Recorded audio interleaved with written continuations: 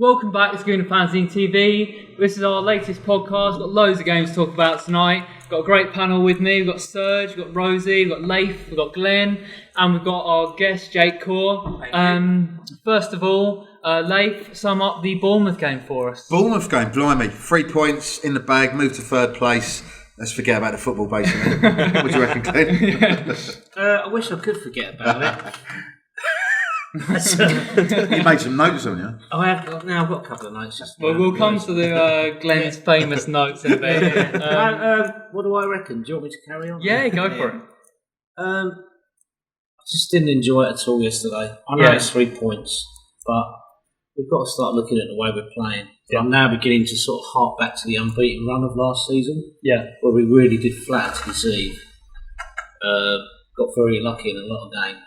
And I'm just kind of thinking, if we keep playing like this, keep putting Xhaka in midfield, keep playing with that shape, that we are really going to start to get found out and unravel against better teams. It's very disappointing yesterday. 2 shots on target, and we've been averaging against us like 20 on a game or whatever. Bournemouth were absolutely pitiful. We started off well, early goal, thought we would build on that, didn't happen. You know, it's just, I just don't like the way we're playing. That's the thing. Arsenal are up to third now, and it's a strong start to the season in terms of results. But it does look like it could, if this continues, there could be a sticking point once Arsenal come to a better side. What do you think, Rosie? Yeah, I think I'd agree. I think we're winning, so there's not a lot to kind of moan about at the moment. 1 point behind second, behind the champions, at the moment. But as Glenn said, we ain't playing well. But then I sympathise a bit. I know, quite a lot of people don't really like Unai Emery, but, I sympathise for him a bit. We don't really know what our best team is. We've got people going in and out. Last season, Koscielny, went out pretty quickly, sudden. It wasn't expected. And when you lose, someone, with the stature of Koscielny at the club and in the team, you've got to react quickly. I don't think we've done that, and I don't want to criticise Emery, but the captain malarkey and things like that, it's not helping the team. It's not helping the supporters trying to back the team, and I think we're in a bit of a mishap at the moment. But we are 1 point off second. There's not a lot to complain about, but at the same time, there is a lot to talk about. So hopefully it improves, but we don't know.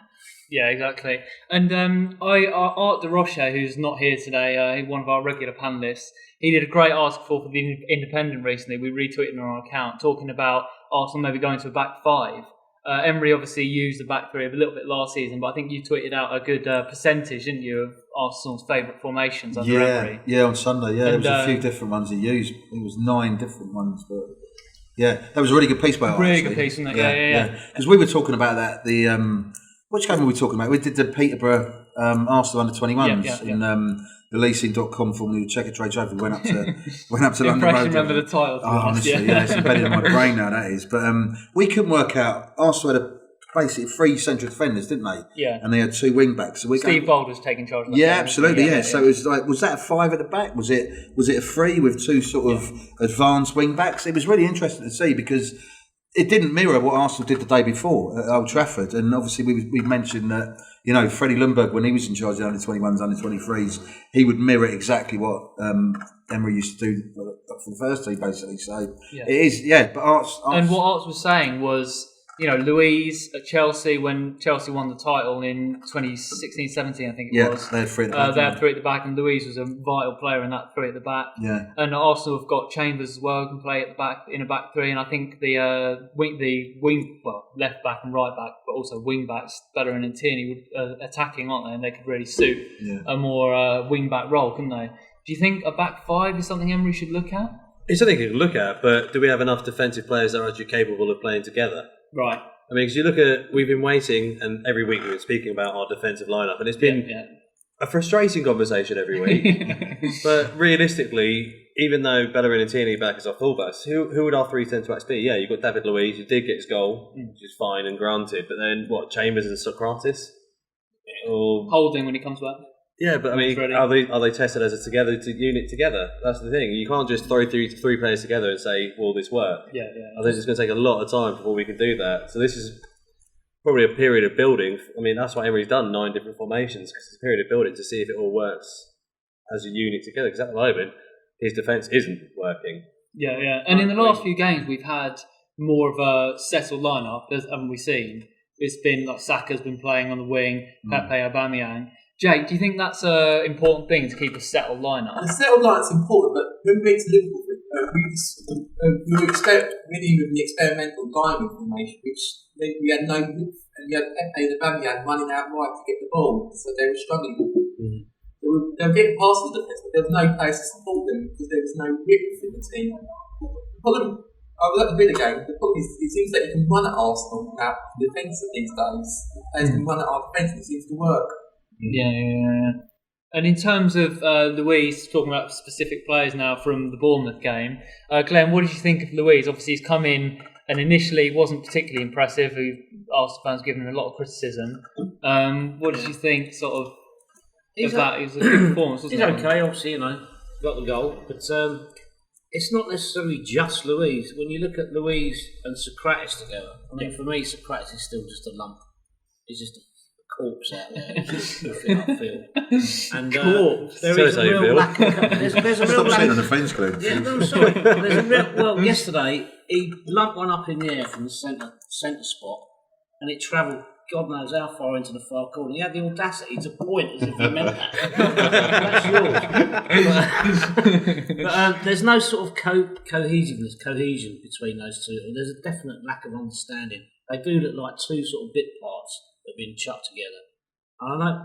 We keep saying it's early days. We're in sort of like middle of October now, and it still looks so fractured. Louise is okay, but I can't wait to see Holding out there. I know, Sergio will say he's not the great messiah and that, but I think somebody needs to go in there, be paired with Louise, and Socrates needs to come out of that set.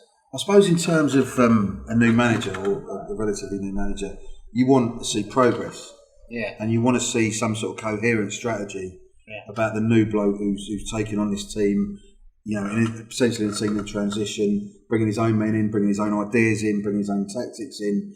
And it just seems like there isn't much at the moment. Week, really, I mean, joking aside, in the pub after, people keep saying, do we actually know what Emery's trying to aim for? Yeah. Or trying to instill? I can't see it. I think there's a nucleus of a lot of good players there, but is he using them the best way? Would you answer? But the elephant in the room is we're all forgetting Mustafi in the games he has played has actually been clean quite sheets. good. Clean sheets, Frankfurt, Forest. More clean sheets than Van Dijk when he's played. I saw some tweets name a more iconic duo than Mustafi and clean sheets. But the thing is, this season he has been good, and like I said last time we recorded, last season he was statistically our best centre back. Statistics, eh? Yeah, I mean, yes, I know statistics. Did you see that aren't the square ball he greatest. played across the box the other night? However, he's a tried and tested centre back that has worked for us in the past. Tried and tested. Tried, maybe.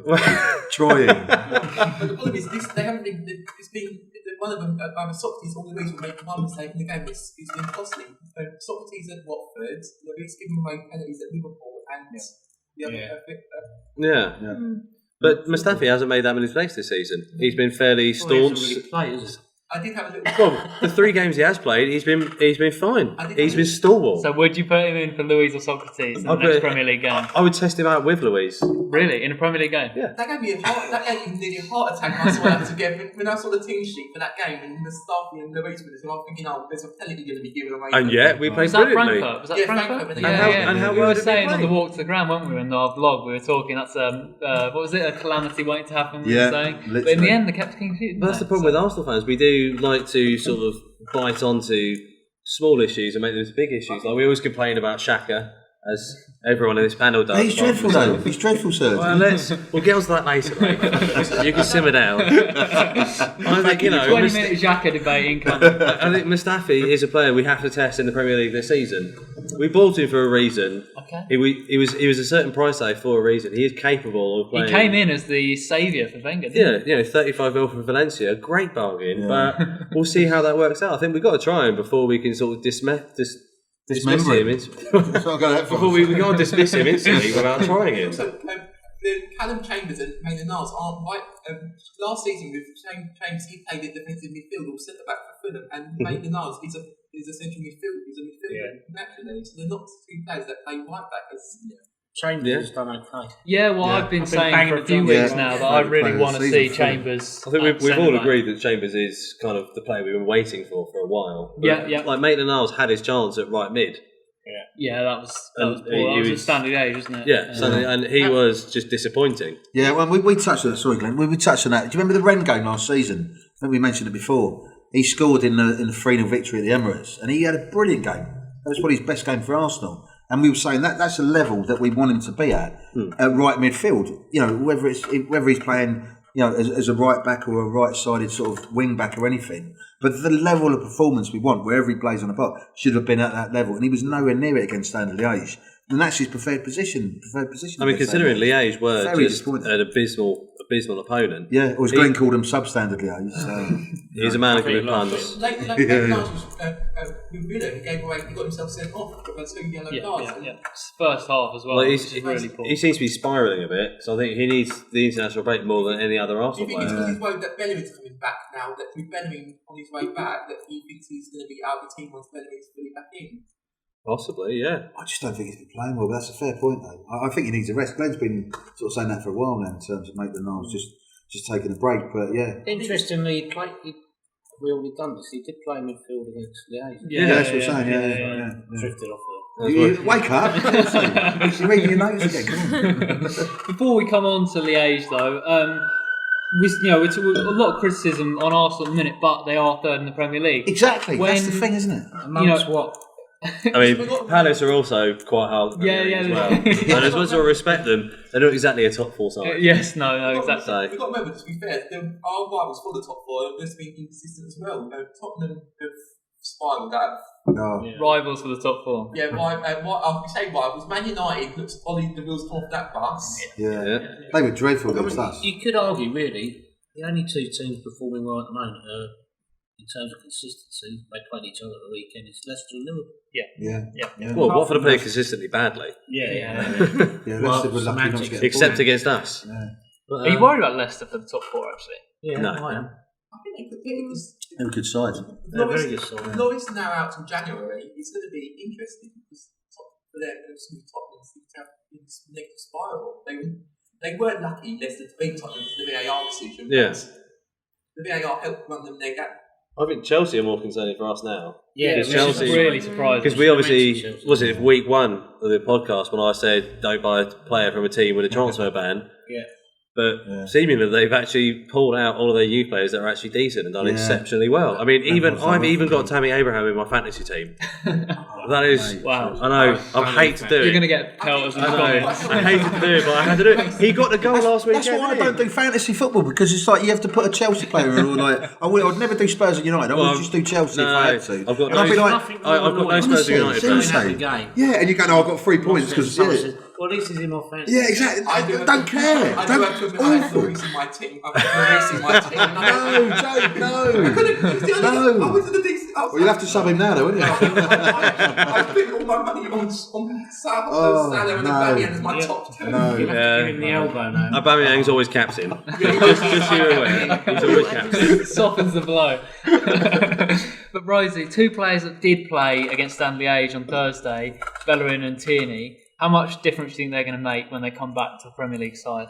I mean, I watched Tierney and I just thought, like, this guy's going to change the team. I mean, when you see, like, how Robertson has changed Liverpool, you can't say Liverpool were, like, champions of Europe's standard 2-3 seasons ago, because they certainly weren't. So obviously it's not just Robertson that's come in, but Trent as well. They've come in and they've completely changed the side. They're contributing to goals, defending well. And I see that in Tierney. I see like a desire, and he wants to play for the club. I think he can change the team. You don't think one player can, but him and Bellerin, who's fit and hungry and ready to succeed once again. It's like these 2 could revolutionise the team if we get the right centre back partnership. There's no point in bringing in such a brilliant fullback if you haven't got centre backs that can defend alongside him. Because who's your centre back partnership? We can't really go. Oh God! Is it Mustafi? Mustafi and Louise. No, it's not Mustafi. It's probably Holding and Socrates. Really, Socrates? I just think he's Ozil plays centre back. Ozil fanboy number one. He might get reserved goal in Spurs while he's going. I don't know. I think Socrates is a good one-on-one player. I don't, last season I thought he was, pretty good, considering what we had before that. He was all right. He did the job he needed to. I don't think he's done anything this season that warrants him to be out of the team, considering what we have at the moment. But Holding should come in as soon as he can run, basically. He just needs to get back in the team. He's good. He's a good leader. He's young, and as I said, it's a desire to play for Arsenal. I don't know many players at the moment that I watch for Arsenal and think, they really want to play for the club. They're just there, and they think, I should be here. I should be starting, so I am starting, and just just a bit. Drains you a little bit. I was really excited seeing Tierney the other night. Yeah. Loads of players said this. Loads of people said this, and I said it myself. I don't know why, but he just looks like a fullback. There was some sort of stature there, 20 centimetres. Well, he runs like Winterburn did. Yeah, runs like Winterburn. And, the way he was attacking that ball and he gets good crossing as well. It was great, It was nice to see an Arsenal left back with a good cross. Yeah, absolutely. I like the way he takes it inside and even the drives other goal, forward, doesn't he? He went on his left foot and then he just poked it on his right I can't remember who picked it up, Martinelli or Saka, I can't remember. But he's just so quick thinking and he's really tenacious and he's absolutely adored still by Celtic. Yeah, they love him, don't they? I have to say, I've got a mate up in Orkney, Ray, I know he watches this. And he was good man, mate. Hello, Ray. He was gutted when they but we've got a little affiliation, he's one of my best mates and that's I look out for Celtic, he looks out for Arsenal. But he did text me the other night, I came home, I was texting him, beaming about Tierney and that. And he was saying a lot of Celtic fans are becoming surrogate Arsenal fans because they love him that much, they're keeping an eye. On Tierney, so is that why Celtic lost 2-0 yesterday to Livingston? Well, he really annoyed Rayner. You don't want to do that, honestly. Yeah. But do you remember those hats in the 80s? Those tea cozy hats. Yes, like Arsenal. Yeah. Was that you trying to cover your hair loss at that? Well, yeah, exactly. Yeah, honestly, that was the only reason I bought it, basically. But I remember there was one that was Arsenal Dundee United. It got ridiculous. Yeah, it's all sorts, wasn't it? People having fights about who supported Barcelona and Real Madrid. Anyway, sorry. Yeah, we were sat together, obviously, for the Stanley Age game. There was a real buzz about everything Tierney did, wasn't there, in the stand? Yeah. He's the most exciting player I've seen in that team. There was so much excitement when he signed, wasn't there? I remember the big campaign announced Tierney. It was all over Twitter. That went huge, didn't it? Yeah. He's going to make a difference. Rosie mentioned Robertson. I think I mentioned this a few weeks ago. Pat Nevin has been banging Tierney's drum for months, saying, when you see this guy, you think Robertson's good. Robertson is the second best defender in Scotland. Kieran Tierney is exceptional. Who was the first choice when they were both in the Scotland team? I think Tierney had captaincy. Yeah, he's been a captain of obviously Celtic. He's been captain of Scotland. He's played centre half. He's played left back. He played right back as well for Scotland as well. So midfield. Yeah. Although we are talking about the Scotland team, so let's not talk about address your complaints to Serge. I saw you were defending yourself in the comments the other day on the podcast. You fighting fires over against Serge. Well, it's the best foot forward. Another player who's really risen through the last week, Martinelli, absolutely fantastic against Liège, wasn't he? Really exciting player. Glenn, what did you think watching him? No, it was exceptional. Just a breath of fresh air. Yeah. That night we just seemed to be doing everything that we don't do when it's our first 11 in the Premier League. I'll try and get this right. Yesterday I said zip. There was an intensity, an energy, and a real zip. We were pinging the ball about. Crosses flying in, and Martinelli, he just looks so energetic and knows where the goal is. I mean, that one he curled in, that was going nowhere else, wasn't it? What I liked about him as well, he was tenacious as well. He didn't mind telling colleagues where to run. You run in that channel, you run off me, I'm going to take the ball back to goal. Right. He was just brilliant. I love to see that. I love to see attitude as well, and he had that, didn't he? His movement in the box was brilliant. Yeah, fair point, yeah. Absolutely, Joe. It's about time we had a good Brazilian player. We get a lot of players in Brazil like Denilson, who are disappointing. Julio Baptista. But now we've actually got Martinelli who looks hungry. Like when he first came on in the pre-season against Colorado Rapids, We're like, oh, he's interested. He's young. He's 18. He's got a bit of zip about him, as Glenn said. But then in the 2 games he's played, getting 4 goals, you're like, wow, he's actually got end product. It's funny because that header was that's not an easy header to do.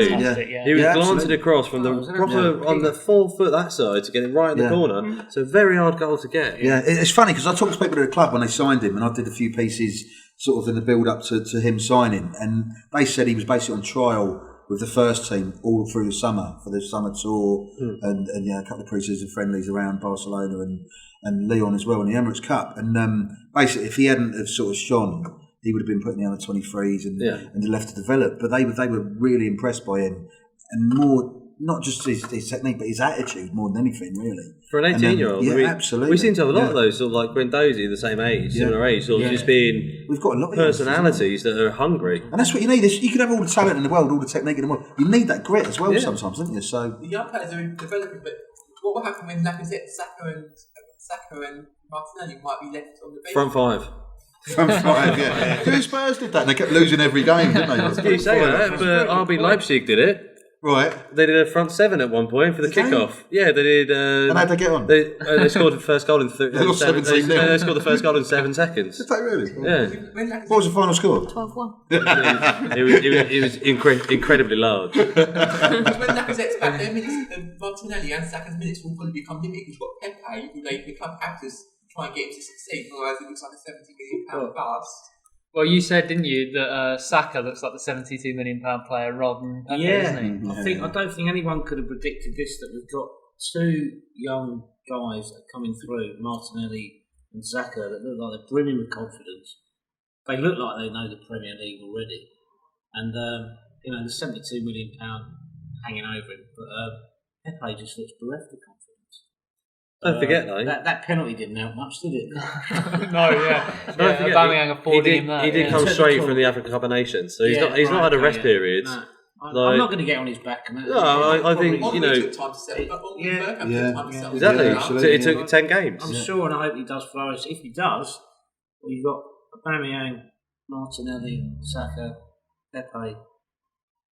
And Lacazette, that's not right. He's showing signs, isn't he? Quite a pool of forwards to choose from. And you also got Nelson, who's He was really good actually against the Age, wasn't he? I think I gave him like an 8 in my player ratings. And you also got the out on loan who's doing well with Leeds. Yeah, Nick's here. Yeah, fantastic. Absolutely. Yeah. There's the option of we call him.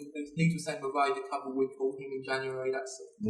Well, I interviewed him on the kit launch at the Emirates, and he was really focused. He was looking to play football, basically, and it's a great move for him to be at Leeds. And you're right, they could call him back in January if they needed him. I think because he said the club wanted to send him to Germany. Yeah, there's a few over there, isn't there? Well, imagine being trained by Bielsa. Well, you'd learn a lot from Bielsa. Yeah, absolutely. Going back to under 21s, that's when you learn, isn't it? When you come across sort of real seasoned pros, whether it be a manager, be professionals you're playing against or with. The under 21s overnight would learn from that, just like Eddie's learning every week from playing 4 leads against real seasoned pros. So it's only a good thing for Arsenal, basically. I think it does in under 21s players when they play the image. You see players like Bellingham sitting on the dugout with Steve the other way. Yeah, Toby touched on that the other week as well. You get some of the players going out to support them. Yeah, which is great to see. It should be an Arsenal family. It should be one for all for one. So yeah, you're absolutely right. And Glenn, you mentioned that Arsenal looked so much more free flowing in those games against Forest and Liège. Yeah. And I did a tweet about this. Obviously, got a little bit of abuse on Twitter for it, pointing out that Arsenal in the 3 games that Xhaka has been absent from the team this season, Arsenal scored 11 goals. Mm-hmm. Rosie, what do you think about the fact that Arsenal I know it's only against, I think it was Liège, not Forest, and there was one other game, Burnley, that he was absent. Not the massive opposition, but what do you think? What do you think that is? I don't want him to beat me up. I respect Xhaka. He's our captain. I'm never gonna respect is a good word. Respect. I didn't think he was good enough when he signed for us. I don't think he's been good enough at all. I can't count, on 2 hands how many good games he's had for us over the last 3-4 years. For him to be named club captain is a bit bizarre for me. If the player's chose it and he's a good leader, out the back what we don't see, then that's fair enough. We have to back him for that. But I don't see him as a player that fits into this squad at all. He's not good in defence, but he sits in, protecting the defence. I don't think he's good in attack. He's incredibly slow. And if he does go forward, he can't get back. He just puts us off balance. And I think someone like Willock or Ceballos, if he comes in, deserves that place a lot more, fits well into the team a lot more than him. And, they're both something we've been crying out for the last, 2 weeks.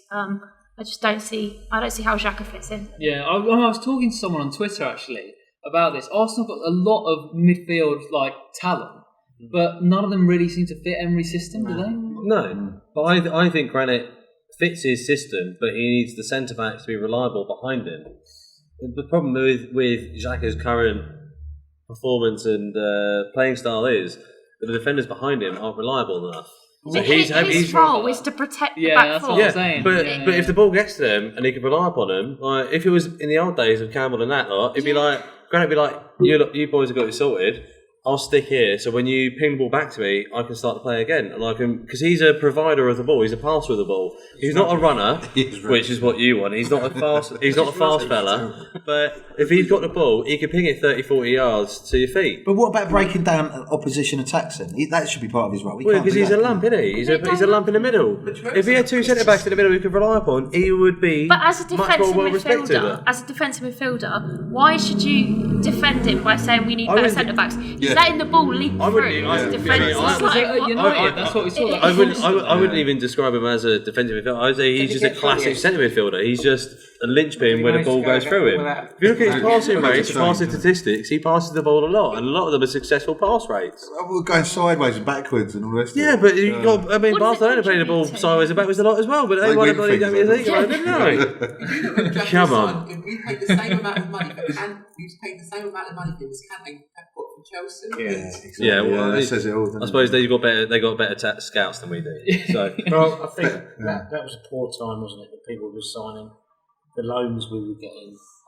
People were putting out loans. No, Yaya Sanogo was a hero at that time. 4 goals against Benfica in the Emirates Cup. Hey, what more do you need? Exactly. Dodgy balance. Honestly, he was terrible. He couldn't balance. My thing is, if you're a really good player, you've got great balance. You don't have to look elegant, but you've got balance. He was like Bambi on ice, wasn't he? He was like an uncouth goat. An uncouth, trying to climb a dam. Very poorly.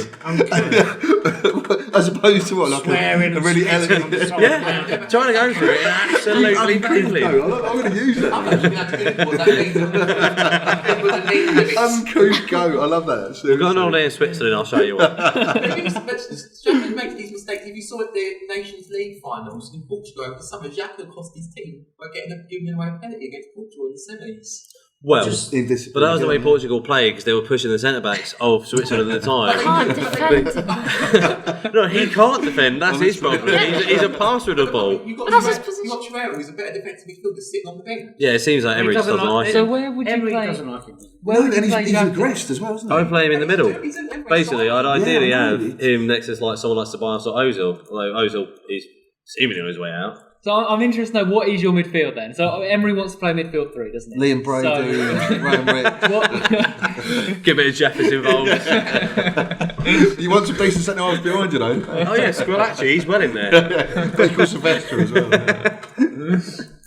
So what is your 3? Well, so obviously we got And where do they play? Well, it's a fluid team.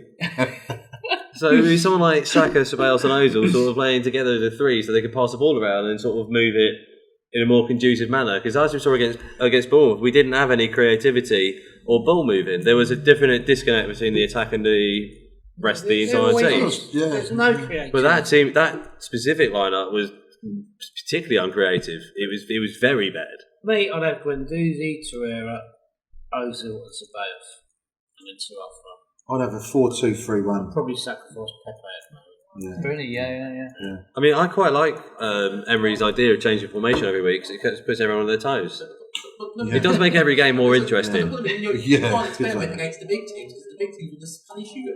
Liverpool exploited the fact that the diamond formation was new to them. They exploited that brilliantly. Yeah, we didn't play that well at Man United. We were all up there and stuff. But the only thing was that United were even worse than us, basically. But he looked like that night. He was the team that you sent out to park for the bus for the points. Ferreira, three sort of all the players, defensive they're all similar style players, but they all seem to. Yeah, none of them I thought he was a bit too cautious. Way too cautious. Yeah. We should have gone right at it. United's weaknesses, we should have exploited them that night. You're right. Yeah. It was pretty much four defences versus two. Well, I say two good attacks, but United don't really have that either. So. No, exactly. Yeah. They're there for the taking, aren't they? Really. So we do seem to give away. Tottenham, we should have got some. Tottenham, we gave away those 2 goals quite early. But can you explain to me why you all hate Xhaka? Because he's not very good. We want him to be good, and we love our captain, but he's just not very good. It's there for you to see. I'm not talking about stats. He gives the ball away. He passes slightly behind people. I mean, yesterday, the amount of times, not just him, but loads of people, the ball trickled off a throw-in. It just so aggravating. Makes reckless tackles. He gets booked regularly. But when we signed him, we liked the idea of the reckless tackle, hard tackle. He nearly tackler. cost us that against Burnley. It shows how bad we were back then. We wanted that. His first season, he nearly cost us when he was 1-0 up against Burnley. He got himself sent off that day. You talk about leadership qualities. Yeah. I'm just not talking about ranting and raving on the pitch and that. Most captains in any team, whether it be a league side or an international side, lead by the way they play on the pitch. You know, they are good players, and he ain't. Well, Granite, if you're watching, I back you. I back you, Granite. I like to think he would be watching Gooner Fanzine TV, but maybe he's got some things to do. But he's the fundamental. He's the crux of why we are. So, if you got rid of him entirely, do you think we would be significantly ahead on points? Yes. Yes. Yeah. All right. That's 3 yeses from us. We'll touch on the United game in a minute, but Rosie, you had a fairly interesting experience at United, didn't you? If you want to put us in on that. I mean, I thought the game was going to be stressful, but that was the least of my worries. I got there and didn't have a ticket. It got lost, so I had to buy another ticket. Well, you thought you were because you thought you were in Manchester. Yeah, I didn't mention I also took a 9-hour journey up there. And an afternoon of IPAs as well, wasn't it? Yeah, I didn't really stop, and then somehow got to Old Trafford, and then was like, I need to get in, and then didn't have a ticket. I love the fact you sourced a ticket 20 minutes before kickoff. Yeah, I got Just a ticket like somehow. Let's go to Fanzine TV. Resourceful. I'm not. I didn't travel 9 hours to sit outside the stadium basically. So I got in, and then I realised my stress had only just begun because the game kicked off. How was your journey back? You had to get a National Express coach. Yeah, so I got a National Express. I got into London at 6:30. I left at midnight. Then got a National Express to Southampton, where I live and work. Got in at 8:30. Went to work at 9 till 5. You did know trains are much quicker than coaches. And they're much more expensive. And they don't go after the game. No. Yeah, exactly. One after our games. Yeah. I heard you turn up with some. I won't say we work, but I heard you turn up in some Arsenal gear. Well, I didn't have time to go home and get changed, so I had my Tierney top on with my North Face jackets. I just walked in and did my job, went home, cried about it. And I just walked in at home, and everyone was like, "Are you all right?" And I was like, "What do you mean?" It's like, "You look dead." I was like, "I am." Like, I didn't eat for a day, didn't sleep for 2 days, but we got a point. So spending time with Layth will do that to you. They built the game up. The problem is the game was built up with so much hype because they showed all the clips on all the good times on Joaquin battles. Yeah, exactly. Well, that's what I was going to come to Glenn on this. Like the rivalry is really not what it was, obviously, because of the personalities. We talked about this in our vlog. The personalities, the managers. Do you sort of miss that United-Arsenal rivalry in a certain way? Yeah, I do. I suppose it's sort of like in recent times, it's probably the most memorable, exciting and enjoyable times I had. We were winning things, they were winning things, and we really did used to look forward to United and Arsenal games. What was it? It was 9 years of trophies, 6 to United, 3 to us. I mean, you also got the bigger Ferguson made it more weird. I'm sort of like the player. I mean, but Roy Keane's on Sky now. No sense of schadenfreude, but that was one away game. I was so chuffed I didn't go. Being down in rain. I wish. I was getting texts from Anonymous Mark. Alan Wicker saying he'd split his train and his boot was full of water and stuff. And I just thought, I'm so glad I'm not up next. We're going to do exactly what we always do, fail to beat a really rubbish United side. And, but the pundits, Roy Keane, he was asked what he thought of Arsenal's midfield or respected midfield. And, without swearing, he just put it politely. He just really wanted to say, they're crap. And, it's a shame that's all gone, but it really had. It was It was a really poor game. Yeah, I mean, we were talking about it on our travel blog up to United and back in, obviously I was fortunate enough to be on the Mundial podcast. Yeah. And if you haven't watched it, it's an absolutely amazing podcast. Obviously, apart from me on it, it's absolutely brilliant. And, it just talks about that rivalry. And we listened to it on the way up just to sort of get the juices flowing sort of thing. And it was absolutely amazing. Because the whole world used to stop to watch Arsenal Man United games. And it didn't feel like that on Monday night because it was two middling teams, wasn't it, really? And yeah. Ollie's fallen off, hasn't he? The wheels are falling off, yeah, absolutely, yeah. We've touched on Man United, we've touched on Nottingham Forest, touched on Layth, touched on Bournemouth, all games me and Layth were at in the away end and the home end. All games that Ozil was not in the squad at all. Completely absent, wasn't he? And Emery doesn't seem to rate him at all, doesn't seem to have him in his plans at all. Rosie, you fancy Ozil coming back into the team or not? No. No? Okay. I think I really like Mesut Ozil. Like anyone I know will tell you that like I admired him. He was my favourite player for German national team and also Arsenal. Yeah. But after the Europa League final, I just felt like, what is he doing? Like the lack of like desire, the lack of respect for the fans as well. It just put me off him straight away, and I was like, someone deserves to be in this team ahead of this guy. Like, I don't think he's understanding that he plays for Arsenal. And then, obviously, I'm an Arsenal fan. I love Arsenal. I think they're the best club in the world. But like, we're a massive club. If you play for Arsenal, you've got to respect that. We've got legends like Thierry Henry. Their career is built on Arsenal. You've got to respect that you play for Arsenal, and you've got to always play 100% because you play for Arsenal. And I don't think that Mesut Ozil does. So do you think Emery's basing leaving him out of all these squads on last season? I think I saw a thing on Twitter that Mertesacker said he needs to get fitter, and I think that's probably a fact. He does need to get fitter. When you see Emery's teams, okay, people may not like him, but last season especially, we were pressing hard. We went on that 20-21 game unbeaten run. 22, even better. Just pressing, playing well. Winning games, getting results, drawing, whatever. But, everyone was working hard for the team. Everyone was backing the manager. He's just come in, he didn't know what was going on. And I don't think Mesut Ozil did that. I think he's got a pay rise. He's got a new contract. He's securing the club. But he's not playing to what he's got. Yeah. And I think he's easily replaced, and I think Emery's seen that. I don't think he'll be back in the squad anytime soon. Who replaced? Because the player who replaced him in the Europa League, it was one of the youngsters. Joe Willock, outplayed him. Willock outplayed him for that. How long? That was Emery making a point, wasn't it?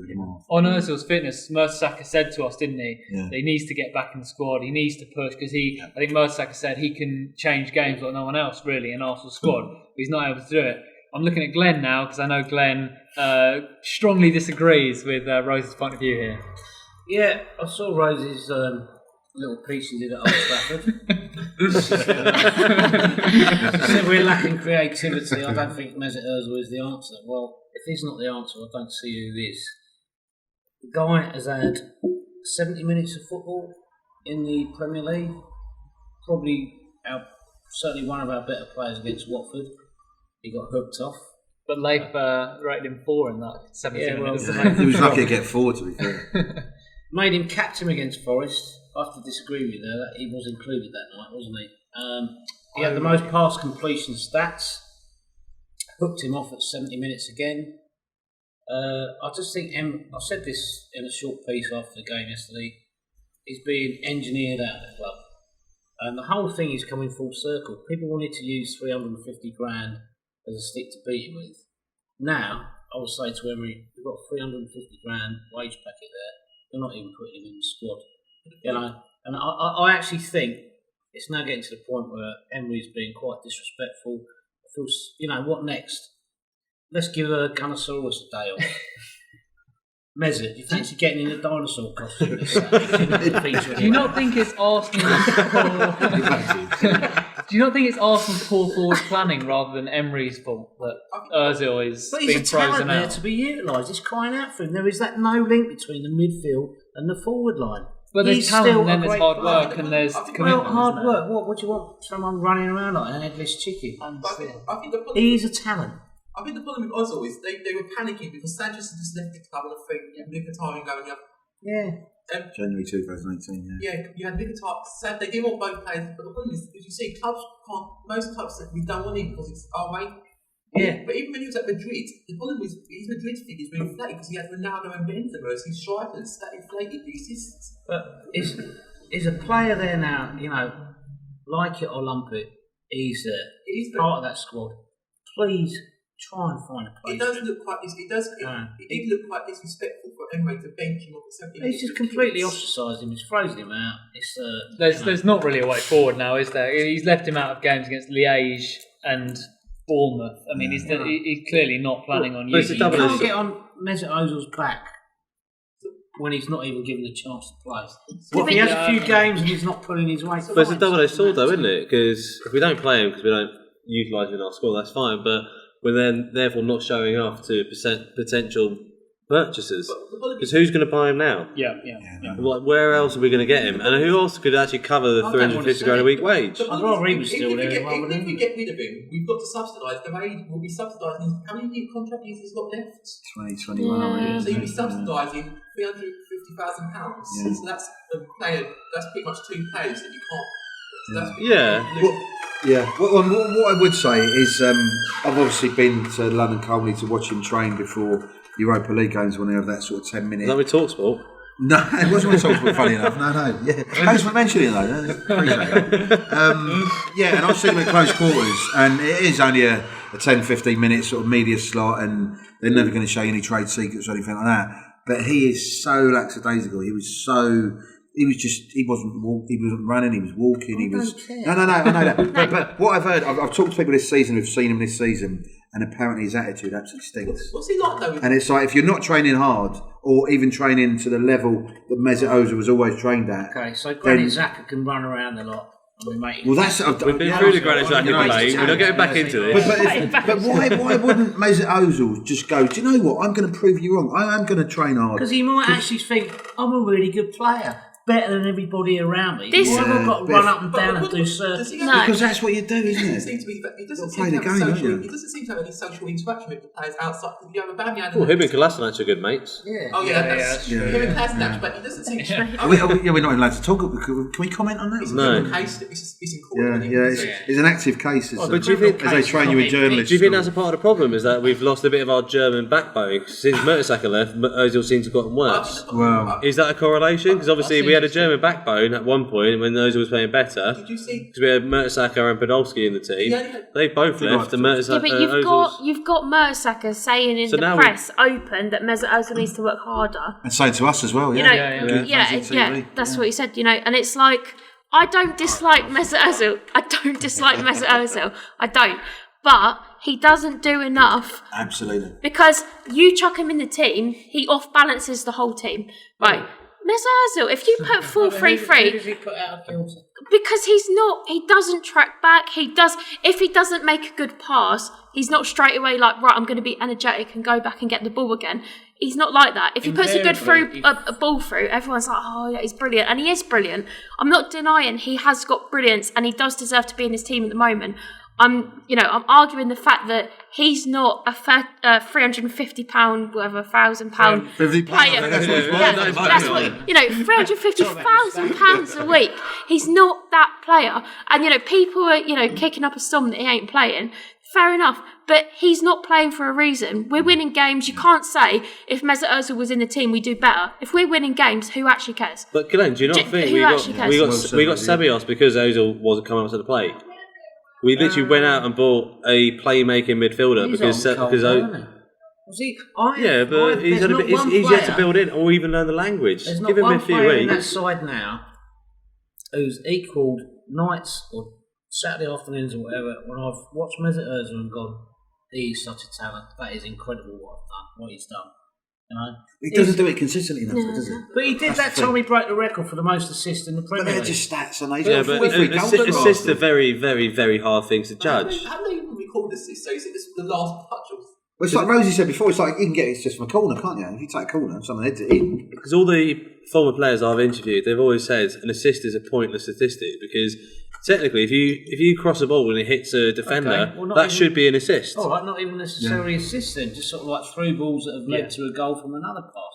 Ozil was fundamental in a lot of that, and I just think Emery's attitude towards him is not good. Because the last time they gave an official reason for Ozil not playing was when we played Frankfurt. They said diplomatic reasons because he upset Germany. There's been excuses the whole way through, hasn't it? It's been fitness, it's been resting. The excuses. They have actually. He's not making those because the first few games it was the police incidents, and now they were pinning out on that. Yeah. Well, no, they are looking for excuses. If there's a rift, if there's some genuine backroom rift that I've not heard about, and he's really upset people there, fair enough. I don't know.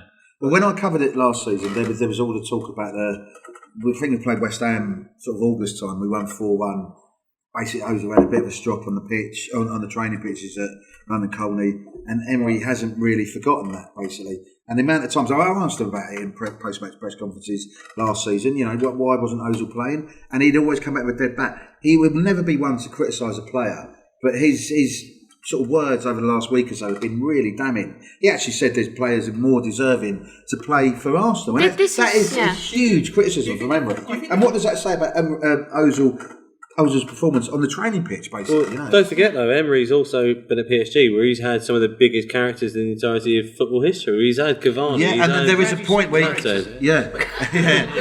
that's the flip side to it, because there is an argument, and I think I agree with Glenn in as much as the fact that I don't think Emery's handling him as well as he can do, and it is a bit disrespectful. Well, I think maybe Emery's so what can you do? I think it's a failure from Emery to a certain extent, but it's obviously a failure from Ozil because he's not putting the effort in, as far as I can see. Is that he had Wenger as his manager, who indulged him. And I think if Shirley once got quoted when he was having his strike with Arsenal, I would have got away with this under Wenger. Yeah, I think that's certainly the later years. Yeah, absolutely. When Pennant said Henry once told him to be off in a training session, and Henry gets him.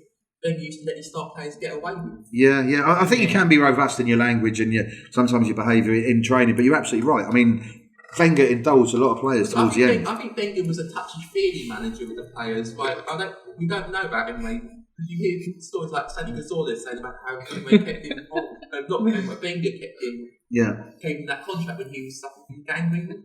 Yeah, well, he was just absolutely. And that's. In terms of that injury, it was dreadful, wasn't it? What are you two giggling about? Did you mind? We're on a podcast here. Is it been us a touchy thing? Right. Sorry. It's not being a club. It's not outside. He set me off this one. It's just one thing that makes the cast. Honestly. I think the main problem with Mesut Ozil is that he's splitting the fan base. Social media is not a brilliant thing, but it also is a brilliant thing. And I see every week, I go on Twitter and I'm like, we've just won, we're third place, 1 point behind champions, whatever I've said. And it's like, everyone's moaning. And it's like, but surely come on, he's watching it back as well. the team. But it's like, okay, yeah, but I watch the games, we watch the games, we all go to the games. We win a game, you don't come away unhappy. Do you know what I mean? Like, we beat Bournemouth and it wasn't a great performance. You come away like, we could have got more, but we got 3 points and on a weekend that everyone else lost and we needed to capitalise. And you go on Twitter and you're like, Mesut Ozil didn't play. And it's like, okay, but we won. And it's like, we beat, we win in Europa League like 4-0, 3-0, whatever. And it's like, okay, he wasn't included, but it's like, we've just won by multiple goals to 0. Why are you moaning? There's nothing to moan about, and it's just draining. It's draining. Absolutely. That's a really good point, because we were sort of the age game, and Maitland-Niles didn't have the best game. We gave him a 5 or something in the player ratings. He came off, but the whole Emirates just gave him a warm round of applause. You look on Twitter, and it's he's the worst player ever. Let's not have him. And there's a massive disconnect between not so much people at the game, in the stadium, isn't there? Certainly fans on Twitter, and it's not right basically, but it is a reality these days. Social media on Sunday, I was going through the treats, and it was saying that we lost. Yeah, exactly. In the day we're third, didn't we? 1 point behind City. Surely, looking back on Sunday, because you guys grew up more in the 70s, where he was famous for the 1-0 to the Arsenal. That was a well ground out. Even Callum Chambers on his Instagram said his favourite phrase, 1-0 to the Arsenal. Honestly, I didn't care how bad we played. We won. It was back to the wall. You spent God knows how many years watching us do the very classic 1-0 to the Arsenal. So surely you should be happy with going back to those ways rather than complaining. Do you want us to win 4 or 5-0 every game? I don't enjoy this entertainment. Seriously, it's not a roller coaster of emotions to you, Layth. People on social media going, we don't win. People on social media we don't win ugly. We can't just scrape a 1-0 victory. We seem to do it now. But when we do, they'll be the first ones to moan about it. Emery said, didn't he? I'd rather win 5-4 than 1-0. And that's going to be his epitaph, isn't it? Really, The thing is, I can't remember too many games when we've played that well or excitingly. Frankfurt was Not this this season? season. Not this season. Frankfurt was very exciting. Under Emery. Well, I mean, we beat Bournemouth 5-1 last Well, season. and the It was age, quite a but good yeah. game. In one or two. The Seemingly, 4-2 we play against Tottenham, exciting when it's not the league. Yeah. Yeah, Far between. Yeah. I don't know. And, Ozil. I just want more from Ozil. I want him to play well every week, like Rosie says. And Fact. he doesn't. There's a big Twitter spat or social media spat about him.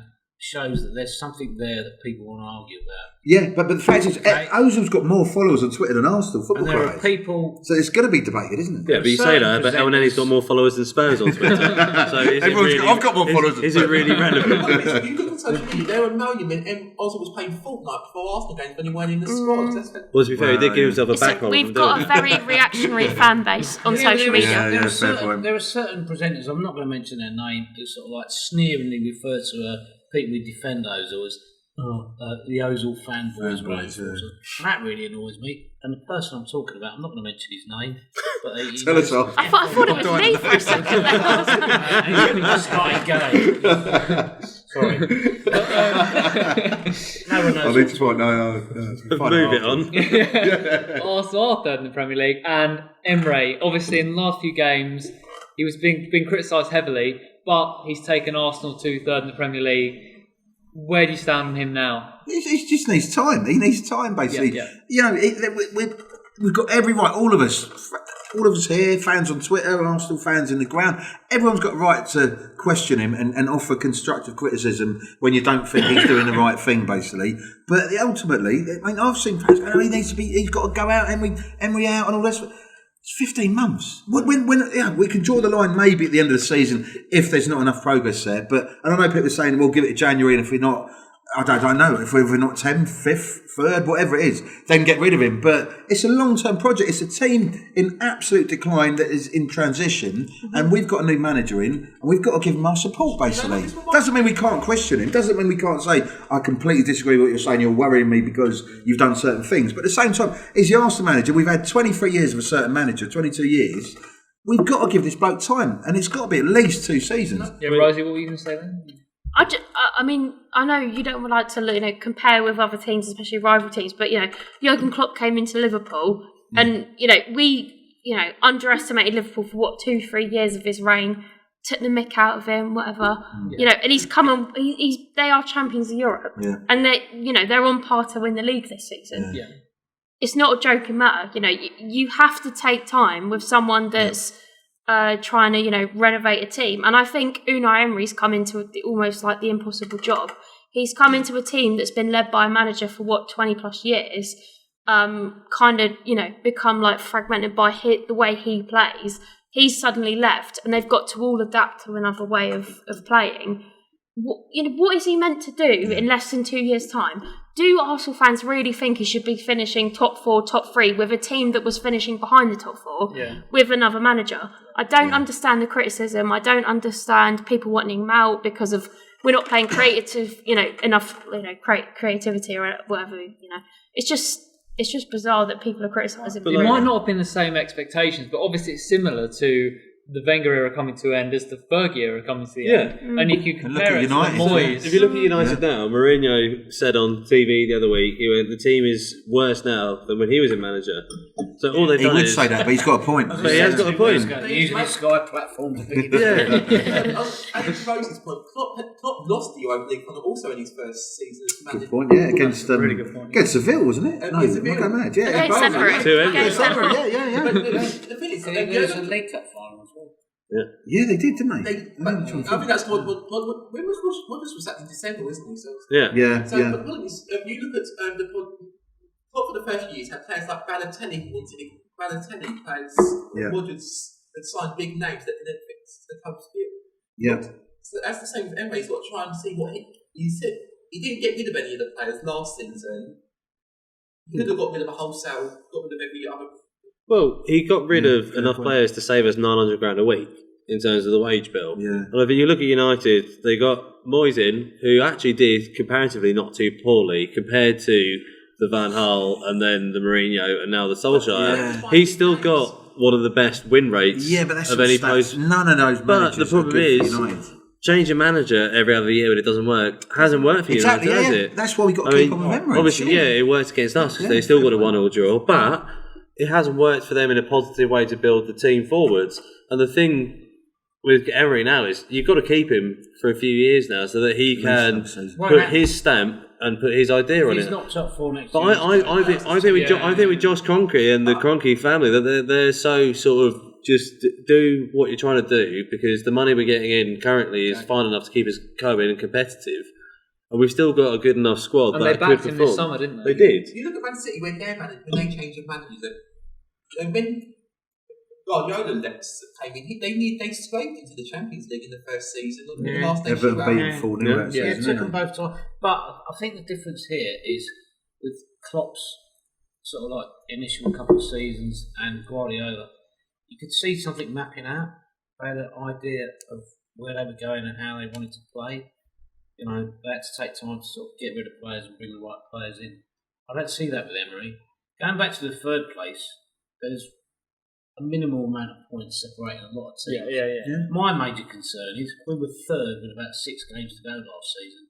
And we never got in that top 4. Yeah, that's what we were second in the 2016 season as well. I'm telling you now, we're looking at a big blip at some point. It was that Palace game, that 3-2. He should have played the strongest side after coming back from Layth. I've said that before. Well, it goes back to what is our strongest side. I don't think Emery's actually had an opportunity to play the first strongest 11. Yeah, he did. And he sacrificed that for Europa League.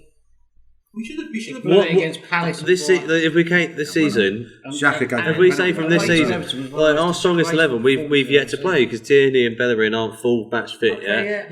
We've not actually had our full first 11 to play yet. I think you need to give Emery an opportunity with our full strongest 11, 6 or 7 games before you can judge him. I'm not calling for his head.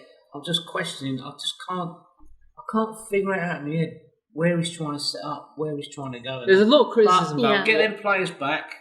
Or, Tierney, say about Tierney coming back, he's new, isn't he? Messiah. But let's have a look at half a dozen games with that lot in there. Maybe we'll just all sort of be doing a podcast. I mean, look, when we get Tierney, Bellerin and Mustafi back in the defence, I think we'll be alright. There's plenty of criticism. You're now playing devil's advocate. There's plenty of criticism of him, how he handled Ozil, but you've got to remember, Aubameyang's absolutely thriving under him. The young players are absolutely thriving under Emery. He is, I think, you've been asking for the last few weeks whether Emery's actually making positive strides. Huge. I think in terms of the youth and Aubameyang and the attack, he actually is. There's a lot of positives, that is good. Yeah. But Aubameyang was Wenger's last ever signing. I don't think that was him. Wenger was manager in situ, but I think that was... Yeah, that was never a Wenger signing, I don't think. There was still classes about that. Obviously he was manager. Yeah, but when was the last time, because you've been watching Arsenal for a considerable period of time. Are you saying I'm old? Yeah. When was the last time you saw so many youth players coming through at one period? 83, 84. And actually looking decent as well. Yeah. Well, we've got a lot of first team young players. Yeah. And I think that's a real positive sign. And obviously, I was always anti-Steve Bold because I thought he was shocking as assistant manager. And I think now that he's gone to youth, he's now forced them out.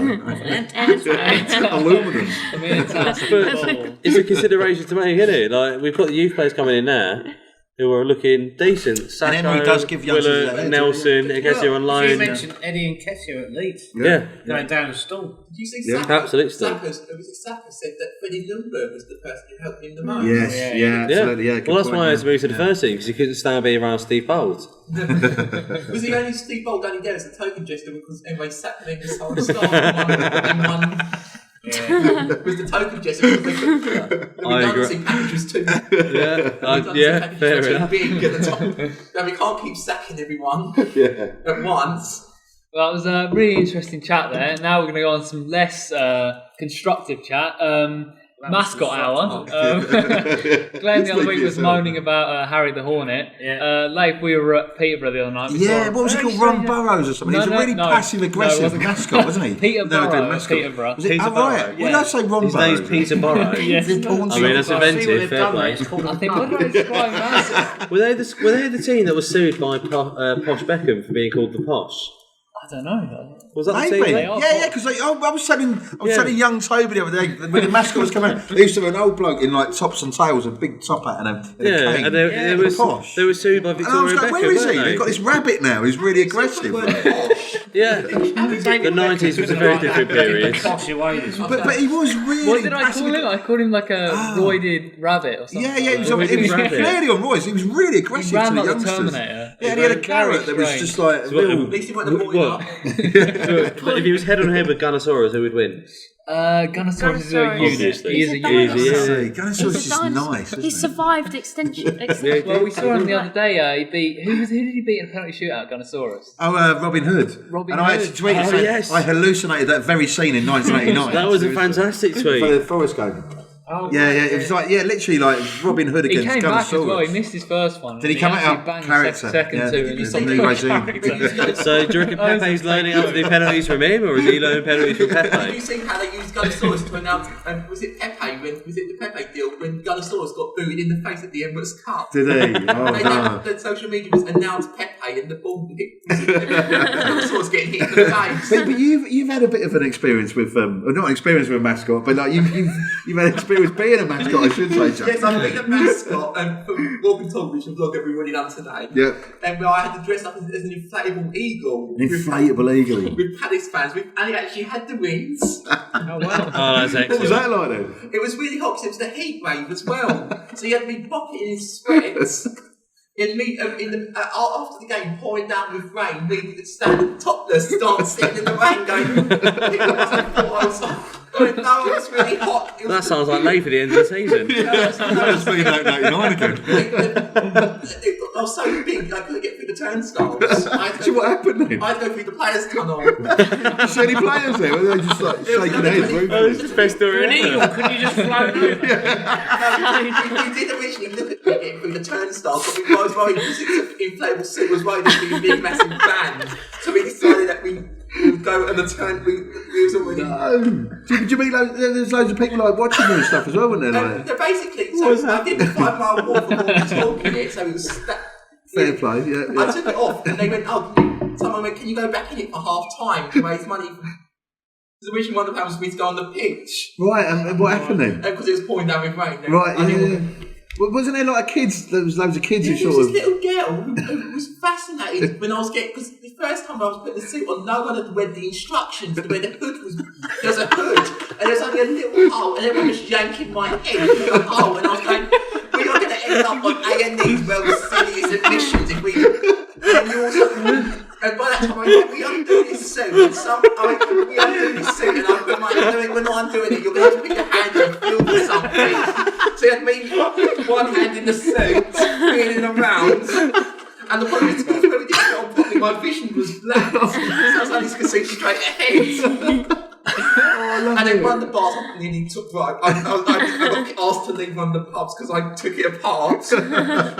I'm so glad we're on that mascot hour. Yeah, absolutely. A legendary joke. The thing is, it did raise the little girl going back to her. She came up to me going, he's not an eagle, he's got trainers and he's got a face. And then after I walked around, I was coming back. And the suit lost its pressure by that point. She went, came up to hug me and she went, you're not fat anymore. Oh, that's And then you legendary. hug, and then you're at a point where you don't know whether you can hug a child in this day and age without As your eagle costume was rapidly deflated. it was. I wish we could deflate that quickly. Legendary. I think we're trying to get it to come out, but we're trying to get it to do a little appearance. Oh, mate, is it going to go on the walk then, is it? It will Oh, brilliant. try if someone can store it for me. If anyone in the Arsenal can find a place who wants to store an eagle suit for 90 minutes, give us a shout. Get in touch. Gooner Fanzine TV, Jake Coare, get in touch. Well. You can store a suit. Well, he's ripping up his notes. Oh, you've ripped his Finished. Well, to be fair, it was his defence Well, of Ozil. When Glenn rips up his notes, that's when we know it's time to end the podcast. That's it. Thanks very much for watching. Hope you enjoyed this podcast. Any thoughts on anything we've said in this podcast so far, please leave your thoughts in the comments. press the like button if you like this video, and subscribe as well. It really helps us. We're on, I think, over 800 subscribers now, making rapid progress. So thanks everyone for subscribing. And walk and talk. And also, don't forget the walk and talk.